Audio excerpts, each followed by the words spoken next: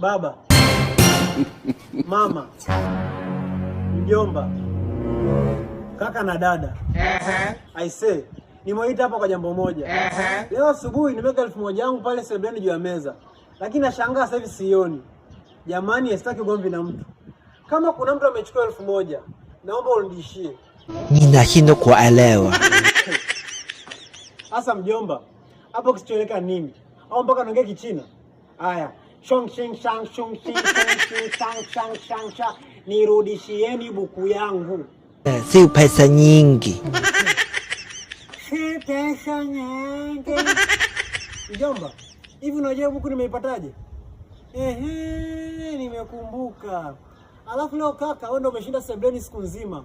Naomba uniambie, nani amechukua buku yangu? Sikuwepo, sijui kitu wowote kwenye hii taarifa ya habari.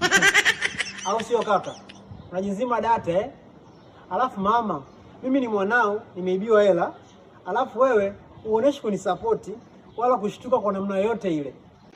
Kumbe ulikuwa unataka nishtuke. Baba nishashtuka. Hivi mimi ndani mnanichukuliaje? Au kisa mimi ni last born? Sasa nasemaje? Naenda kuloga familia nzima. Mtu! Hawezi.